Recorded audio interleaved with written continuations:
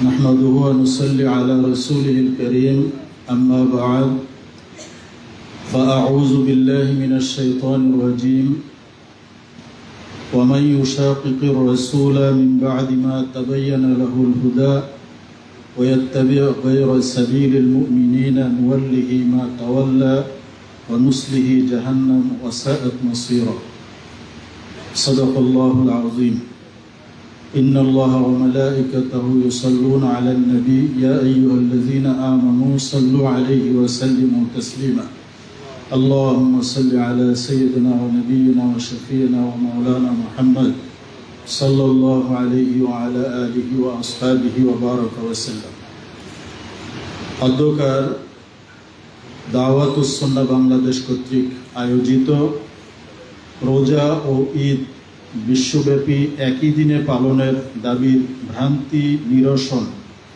ও শরীয়ী বিশ্লেষণ শীর্ষক জাতীয় সেমিনার 2026 খ্রিস্টাব্দে উপস্থিত সম্মানিত ওলামায়ে কেরাম সুধীবৃন্দ,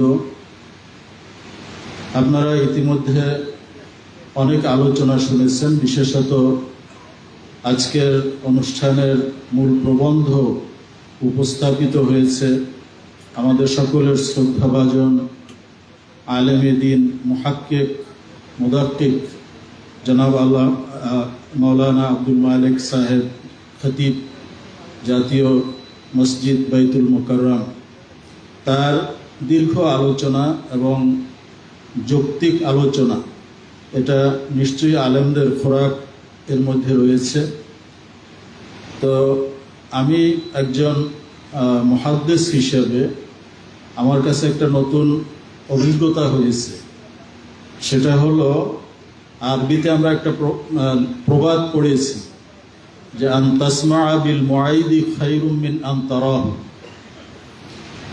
অর্থাৎ আরব দেশে একটা লোক ছিল খুব কুৎসিত, কিন্তু তার সম্পর্কে দেখাটাই ভালো, মানে শোনাটাই ভালো, অনেক গুণ তার বলা হয়, কিন্তু দেখলে পরে তার সেই গুণ মানুষ আর বলতে থাকে না, তার চেহারা এত কুৎসিত। তো আমরা এই বিষয়টার ইখতিলাফ মনে করতাম যে কিতাবে আমরা যেভাবে পড়েছি যে ইখতিলাফে মাতালে মুতাবার অথবা গায়রে মুতাবার, অতএব দুটোই মত আছে এবং কিতাবের মধ্যে এ ব্যাপারে লম্বা আলোচনা রয়েছে। তো আমি যারা এই একদিন আগে ঈদ করেন তাদেরকে মনে করতাম যে এরা ইখতিলাফে মাতালে মুতাবার মনে করেন না সেই দলের।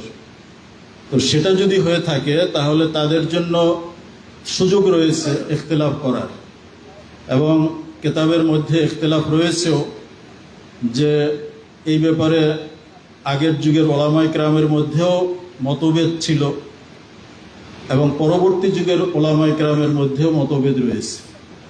কিন্তু এরা মূলত ইখতিলাফের বাইরে। ইখতিলাফ এক জিনিস, ফিতনা আর এক জিনিস। এটা এই সেমিনার উপলক্ষে বিশ্লেষণ করতে গিয়ে, এবং আমি এখানে আসবো শুনে অনেকে আমার কাছে তাদের যে দলিলপত্র আছে সেগুলো বিভিন্ন কায়দায় পাঠিয়েছেন, বিভিন্ন ভিডিও লিঙ্কও পাঠিয়েছেন। তো সেগুলো বিশ্লেষণ করে এবং এখানে প্রবন্ধে যে আলোচনা করা হয়েছে তার থেকে যে বিষয়টা স্পষ্ট হয়েছে যে তারা যেটা করে সেটা ইখতিলাফ না, সেটা হলো ফিতনা।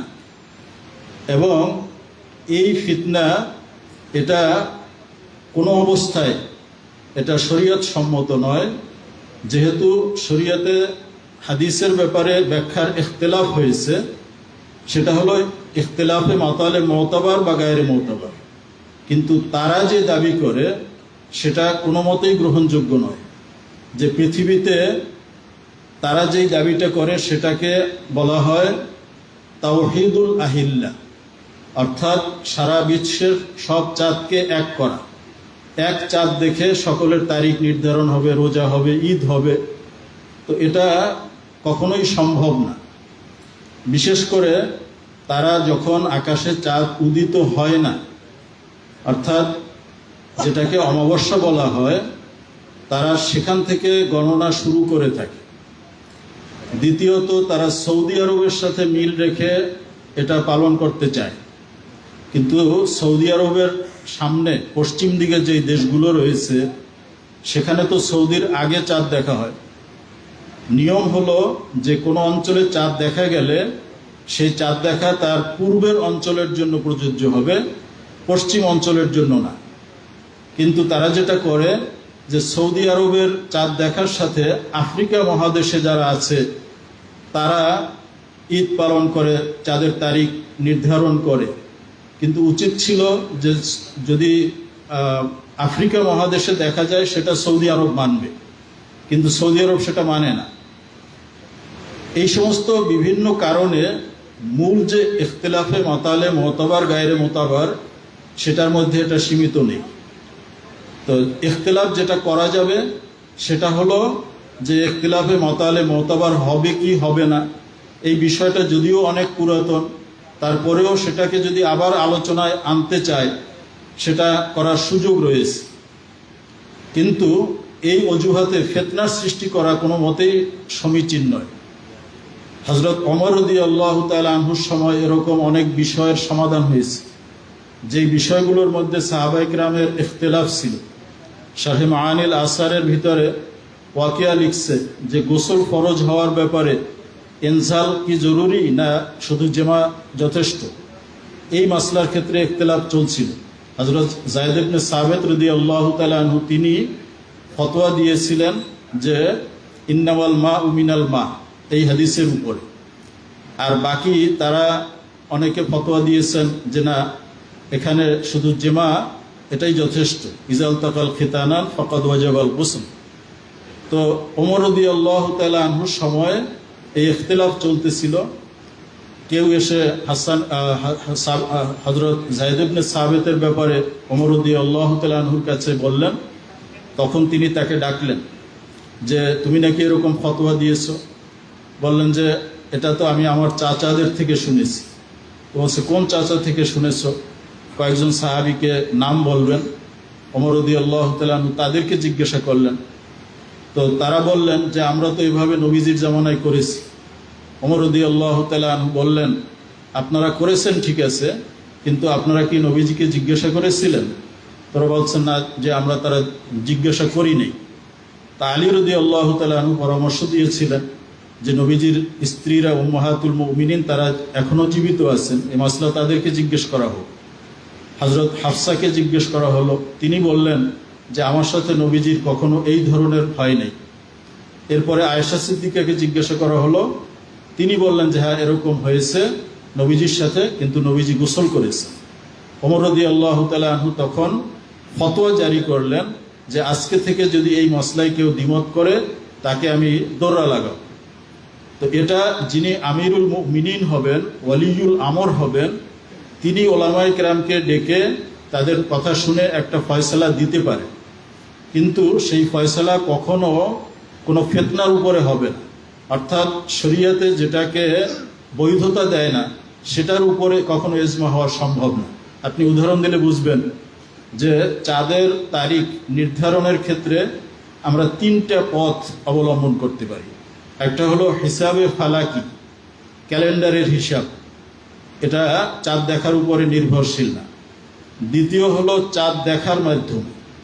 আর তৃতীয় হলো ইকমাল, অর্থাৎ 30 তারিখ যদি পূর্ণ হয়ে যায় চাঁদ না দেখলেও পরদিন 1 তারিখ হবে।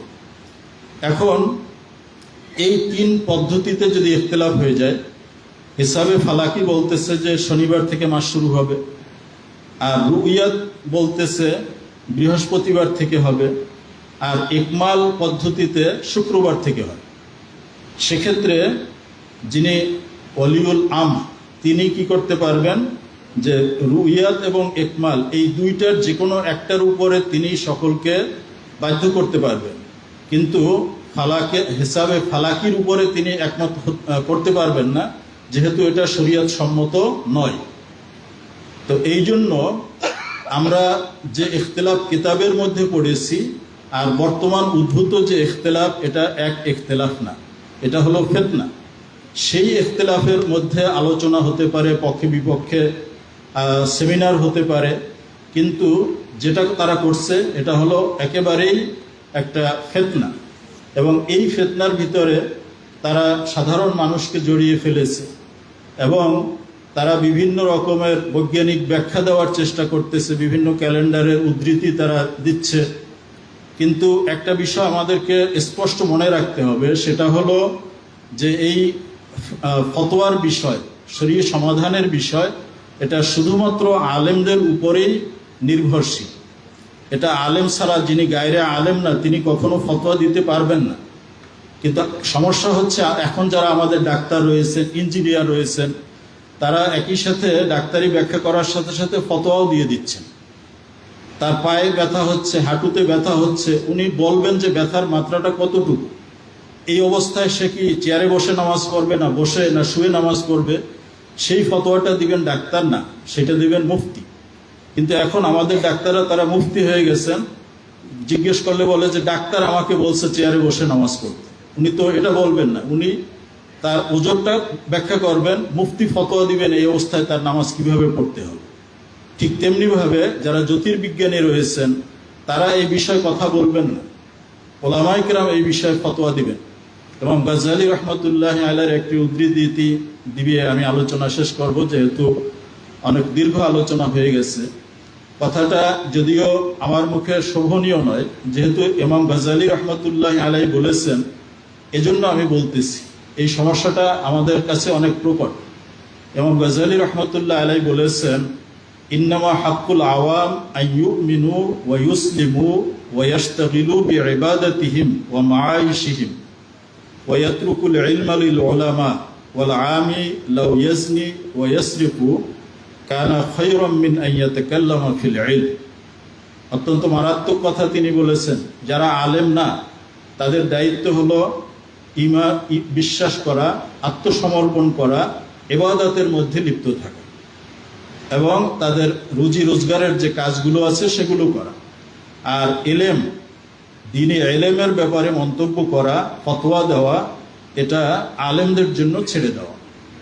একজন গায়রে আলেম তিনি যদি না জেনে এরকম ফতোয়া দেন, এটা তার চুরি করা বা জেনা করার চেয়েও মারাত্মক। কথাটা এই জন্য বলছেন, যদি কেউ চুরি করে, জেনা করে, সে কাফের হয়ে যায় না, সে একটা কবিরা গুনার মোর্তাকেব হয়। কিন্তু যদি না জেনে শুনে সে ফতোয়া দেয়, সেক্ষেত্রে কখনো কখনো তার ঈমান হারানোর সম্ভাবনা রয়েছে। অতএব আমরা এই সমস্ত চমক, বৈজ্ঞানিক ব্যাখ্যা, এগুলো দেখে বিভ্রান্ত না হই এবং ওলামায়ে কেরামের যে মত পথ রয়েছে সেটার উপরে আমরা অটুট থাকি, বরকরার থাকি। আপনারা জানেন, সারসিনা দারুস সুন্নাত কামিল মাদ্রাসার যখন কামিল বিভাগ খোলা হয়, মাদ্রাসার প্রতিষ্ঠাতা সারসিনা দরবারের বাণী আল্লামা নিসারউদ্দিন আহমদ রহমতুল্লাহ আলাইহি দেওবন্দ থেকে শাইখুল হাদিস হিসেবে নিয়াজ মখদুম খোতানি হুজুরকে এনেছিলেন।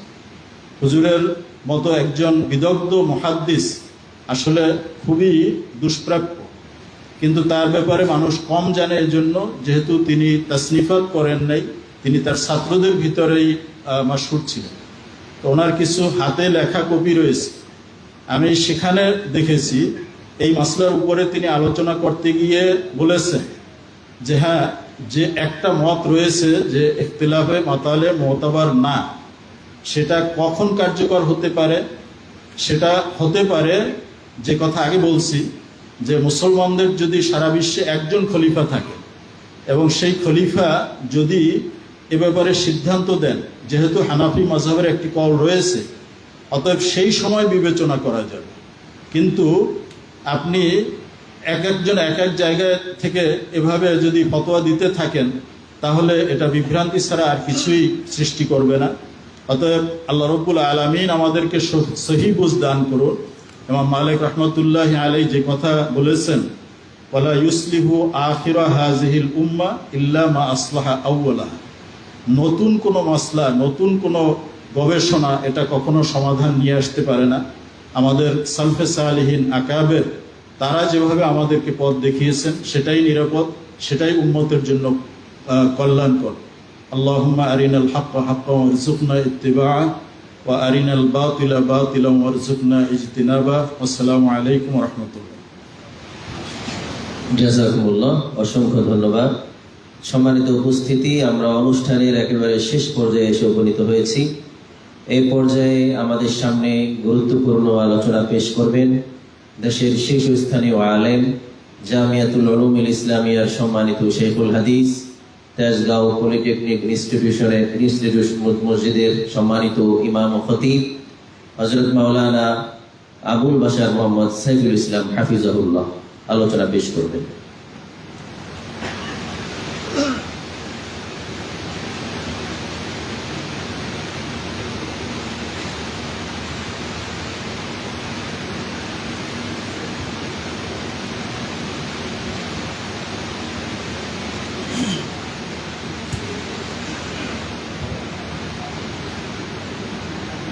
আলহামদুলিল্লাহ ওয়া সালামুন আলা ইবাদিহিল্লাযীনা ইসতাফা।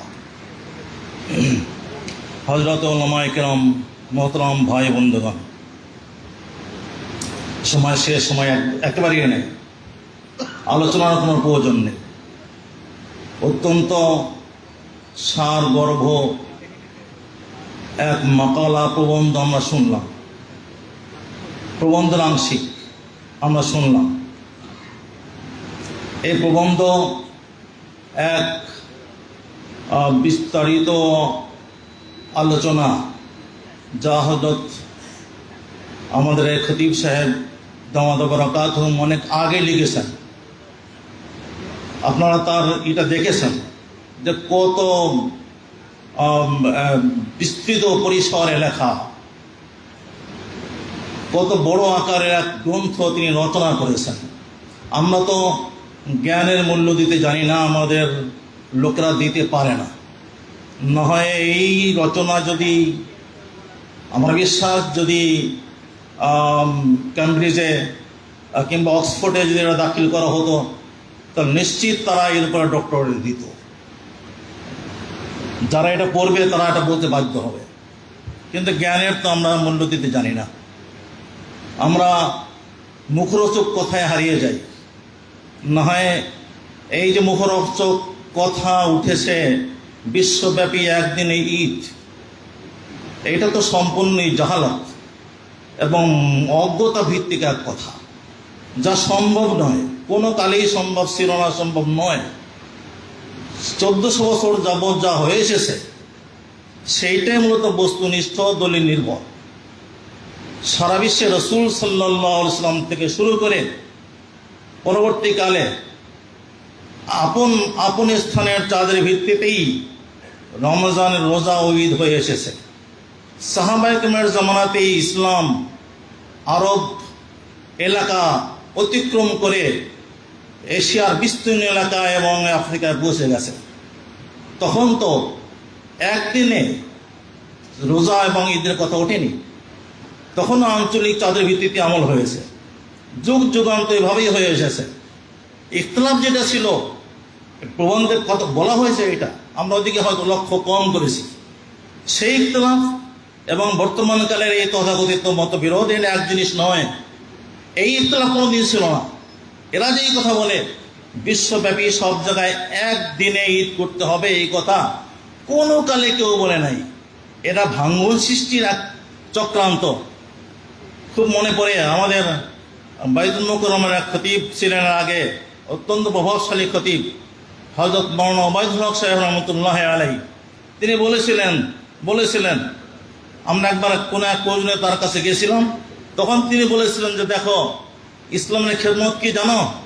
ইসলামের খেদমত হলে এই, উনি বলে এভাবে দেখিয়েছিলেন যে কোনো একটা জিনিস আস্ত আছে, কোনো একটা জিনিস আস্ত আছে, আর তুমি সেটাকে ভাঙ্গিয়া দাও, এই ভাঙ্গিয়া দাও, এইটা হলো ইসলামের খেদমত।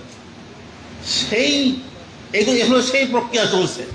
আমরা ইসলামের বিশেষত্ব থেকে দূরে সরে যাচ্ছি।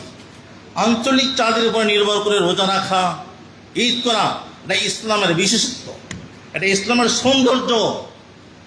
এই নতুন নতুন কথা বলে বলে এদাস দিন, দিনের ভিতরে বেদাস সৃষ্টি করে করে উম্মতকে তার ইসলামের যে বিশেষত্ব তার থেকে দিন দিন দূরে সরিয়ে নেওয়া হচ্ছে। এইটাও সেরকম এক কাজ। আমাদের এটা বুঝতে হবে, ওলামা একরাম যদি এই প্রবন্ধ ভালোভাবে পড়েন এবং এইটা সাধারণ শিক্ষকদের কাছে ছড়িয়ে দেন, নিশ্চিত মানুষ বুঝতে পারবে যে ওইটা একই দিনে বিশ্বব্যাপী ঈদ, এটা অসম্ভব, সম্পূর্ণ এক অজ্ঞতা প্রসিদ্ধ কথা।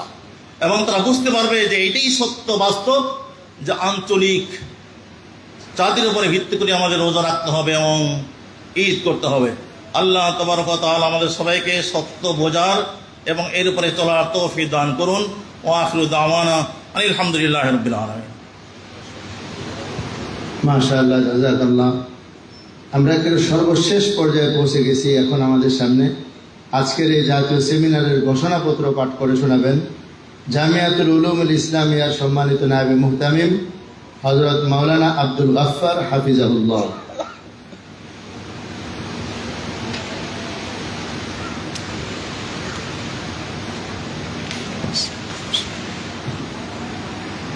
আসসালামু আলাইকুম ওয়া রাহমাতুল্লাহি ওয়া বারাকাতুহু।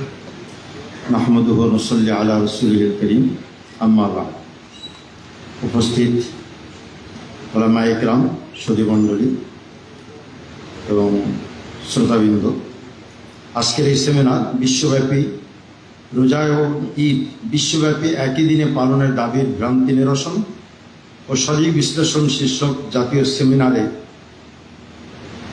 প্রবন্ধ পাঠ করা হয়েছে, জ্ঞানগর্ভ আলোচনাও হয়েছে। এখন পালা হলো ইশতেহার ঘোষণাপত্রটি লিখেছেন হযরত মাওলানা আব্দুল মালিক সাহেব হাফিজাহুল্লাহ। আমি শুধু আপনাদের সামনে এটা উচ্চারণ করে শোনাচ্ছি। আজকের সেমিনারের ঘোষণাপত্র: 1, ইসলামী শরীয়তে চান্দ্রমাস শুরুর মানদণ্ড হলো হেলালের সাক্ষ্য, অন্যথায় মাস 30 দিন পূর্ণ করা। এই মানদণ্ড বাদ দিয়ে কনজাংশন অথবা অমাবস্যা থেকে মাস শুরু করা শরীয়ত পরিবর্তন এবং নিজ খেয়াল খুশি মোতাবেক নতুন শরীয়ত প্রবর্তন করার সামিল। এমনইভাবে হেলাল দেখার পরিবর্তে জ্যোতির্বিজ্ঞান ভিত্তিক আগাম প্রস্তুতকৃত হিজরি ক্যালেন্ডারের নামে বিভিন্ন লুনার ক্যালেন্ডারকে মানদণ্ড বানানো স্পষ্ট নাজায়েজ ও শরীয়তে হস্তক্ষেপের সামিল। 2, মুসলমানদের ঈদ অন্যান্য জাতিগোষ্ঠীর উৎসবের মতো নিছক আনন্দ উৎসব নয়, বরং ঈদ হচ্ছে ইসলামের একটি গুরুত্বপূর্ণ ইবাদত। তাই একে অন্যান্য জাতির উৎসবের আদলে উদযাপন করার চিন্তা সম্পূর্ণ ভ্রান্ত এবং অযৌক্তিক। 3, একই তারিখে সারা বিশ্বে রোজা ও ঈদ পালনকে জরুরি মনে করা সম্পূর্ণরূপে দলিলবিহীন দাবি এবং কার্যক্ষেত্রে এর বাস্তবায়নও অসম্ভব। নবসৃষ্ট এই মতবাদ কিন্তু লা ইব্রাতা লিখতিলাফিল মাতালে শীর্ষক ফিকি অভিমতের সমর্থক নয়। এটা অত্যন্ত গুরুত্বপূর্ণ বিষয়।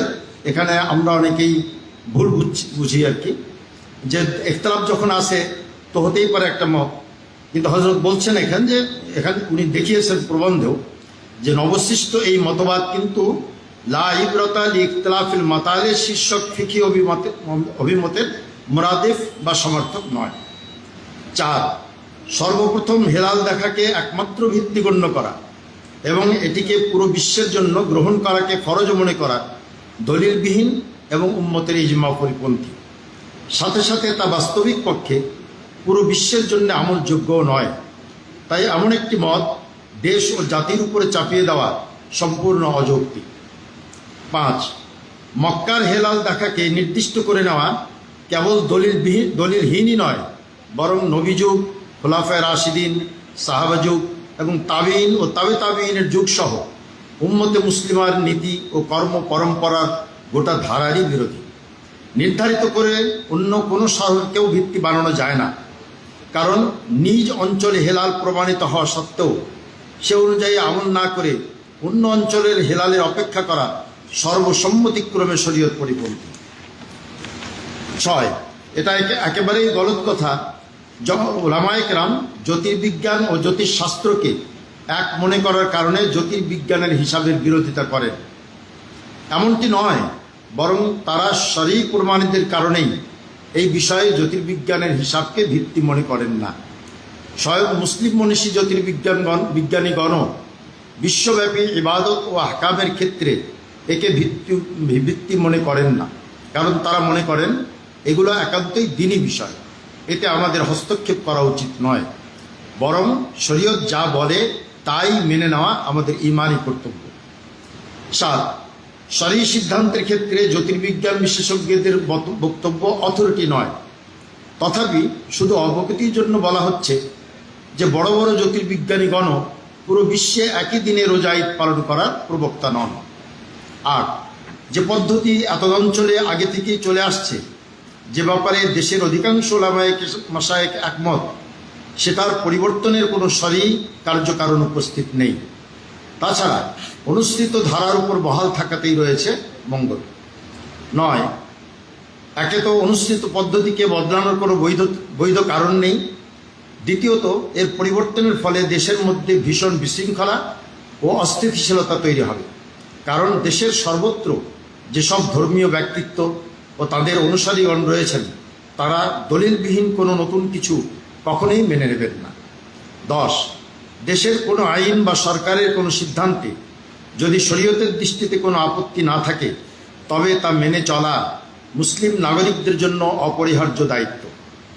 বাংলাদেশ সরকারের ধর্ম বিষয়ক মন্ত্রণালয়ের অধীনে পরিচালিত জাতীয় হেলাল কমিটি রোজা, ঈদ সহ সকল চান্দ্রমাসের বিষয়ে সিদ্ধান্ত প্রদানের জন্য সরকার কর্তৃক দায়িত্বপ্রাপ্ত জাতীয় কমিটি।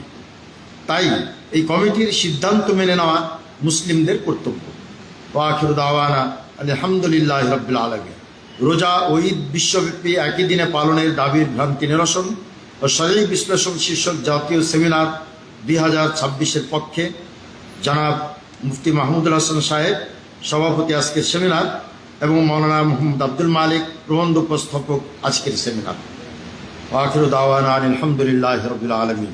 আসসালামু আলাইকুম ওয়া রাহমাতুল্লাহ। মাশাআল্লাহ, জাযাকাল্লাহ, আলহামদুলিল্লাহ। সকলেই বলি আলহামদুলিল্লাহ। দাওয়াতুস সুন্নাহ বাংলাদেশ কর্তৃক আয়োজিত রোজা ও ঈদ বিশ্বব্যাপী একই দিনে পালনের দাবির ভ্রান্তি নিরসন ও শরঈ বিশ্লেষণ শীর্ষক জাতীয় সেমিনারের সর্বশেষ পর্যায়ে আমরা এসে গিয়েছি।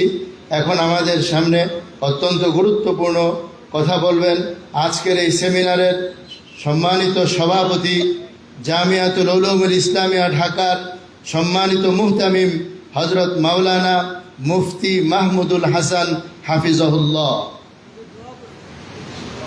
হুজুর কথা বলবেন এবং দোয়াও করবেন ইনশাআল্লাহ। السلام عليكم ورحمة الله وبركاته. نحمده ونصلي على رسوله الكريم أما بعد.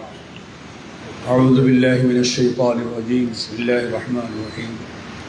فاسألوا أهل الذكر إن كنتم لا تعلمون. صدق الله مولانا العظيم.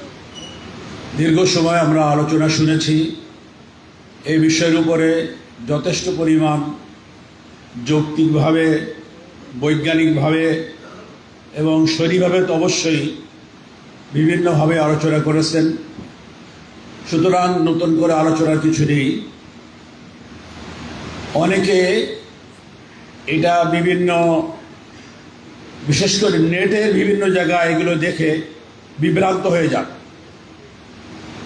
অনেকে মনে করেন আমাদের ওলামায়ে কেরামদের মধ্যে ওই রকম গবেষণাধর্মী আলেম কম বা নেই, জ্যোতির্বিজ্ঞান বা সাধারণ বিজ্ঞান সম্পর্কে ধারণা কম। আলহামদুলিল্লাহ, আমরা এটা আমাদের জন্য সাআদত মনে করি। আল্লাহ তাআলা প্রতি যুগেই যেই যুগে যেই সমস্যা, সেই যুগে সেই সমস্যার শরীর সমাধান দেওয়ার মতো যোগ্য লোক আল্লাহ তাআলা তৈরি করে রাখেন। আমরা এ পর্যন্ত ইসলামের ইতিহাসে যা দেখেছি, প্রতি যুগেই সেই যুগের যে সমস্ত ফিতনা, যে সমস্ত দিন কেন্দ্রিক, ধর্মকেন্দ্রিক যে সমস্ত ফিতনা বা বিভিন্ন রকমের মতভেদ, মতপার্থক্য, এর সহিটা যৌক্তিকভাবে পেশ করার মতো উপযুক্ত ব্যক্তি আল্লাহ তাআলা পাঠিয়েছেন। আর আজকে আমাদের যিনি প্রধান আলোচক ছিলেন, প্রবন্ধ উপস্থাপক ছিলেন, তিনি যে পুস্তকটি রচনা করেছেন এই চাঁদ দেখা বা হিলাল দেখার উপরে বা সারা বিশ্বে একই দিনে ঈদ এবং রোজার ব্যাপারে, এই বইটা যদি পড়েন আপনারা, সংক্ষিপ্তটা পড়েন আর বিস্তারিতটা তো এখনো আসেনি, তাহলে বুঝবেন জ্যোতির্বিজ্ঞান সম্পর্কে ধারণা কতটুকু তিনি রাখেন। তিনি যতটুকু ধারণা রাখেন, আমার মনে হয় বর্তমান বাংলাদেশে এতটুকুন রাখার মতো যোগ্য জ্যোতির্বিজ্ঞানী আছে কিনা সন্দেহ আমার। ওই বই পড়ে আমি যে ধারণা পেয়েছি, এজন্য এই ধারণা আপনারা আমাদের যুবক ভাইদেরকে আমি বলবো বিশেষভাবে যে আপনারা এই নেটে, ফেসবুকে, এখানে সেখানে কিছু আলোচনা সমালোচনা দেখে ওলামায়ে কেরামদের প্রতি আস্থা হারাবেন না। আলহামদুলিল্লাহ, আপনাদের জন্য উপযুক্ত রাহবার ওলামায়ে কেরাম দেশে আছেন, বিশ্বে আছেন। তাদের রাহবারিতে আমরা চলবো ইনশাআল্লাহ। তৈরি না কি বলেন? ইনশাআল্লাহ। আল্লাহ তাআলা আমাদের সকলকে তৌফিক দান করেন। আমিন। ওয়া আখিরু দাওয়ানা আলহামদুলিল্লাহি রাব্বিল আলামিন। اللهم صل على محمد وعلى آل محمد كما صليت على إبراهيم وعلى آل إبراهيم إنك حميد مجيد. اللهم بارك على محمد وعلى آل محمد كما باركت على إبراهيم وعلى آل إبراهيم إنك حميد مجيد. رب العالمين আমাদের এই মুবারক মজলিসকে আপনি কবুল করে নিন। আল্লাহ হক ও হক্কানিয়তকে উম্মতের কাছে, জাতির কাছে পেশ করার জন্য ওলামায়ে কেরাম কষ্ট করে আয়োজন করেছেন। আল্লাহ যারা আয়োজন করেছেন তাদেরকে আপনি কবুল করে নিন। যারা এসেছেন তাদেরকে কবুল করে নিন। যারা আলোচনা করেছেন তাদেরকে কবুল করে নিন। হককে আমাদের সকলকে বোঝার তৌফিক দান করুন। আমাদের যে বন্ধুরা, যে ভাইয়েরা এর বিপরীত অবস্থান নিয়ে আল্লাহ বিভিন্ন রকমের সমস্যা সৃষ্টি করতেছেন, তাদের ভিতরে দ্বীনি সহি সমাজ আপনি পয়দা করে দিন। তারা ওলামায়ে কেরামের সঙ্গে এসে সঠিকভাবে সমঝোতা করে দ্বীনি বুঝকে, সহি বুঝকে নিয়ে তারা যেন সঠিক পথে আসতে পারে, সেই তৌফিক তাদেরকে আপনি দান করুন। আমাদের সকল প্রকার বিভ্রান্তি থেকে হেফাজত করুন। রব্বানা তাকাব্বাল মিন্না ইন্নাকা আনতাস সামিউল আলিম ওয়া তুব আলাইনা ইন্নাকা আনতাত তাওয়াবুর রহিম। সুবহানা রাব্বিকা রাব্বিল ইজ্জাতি আম্মা ইয়াসিফুন ওয়া সালামুন আলাল মুরসালিন ওয়ালহামদুলিল্লাহি রাব্বিল আলামিন। আমিন বিরহমাতিকা ইয়া আরহাম।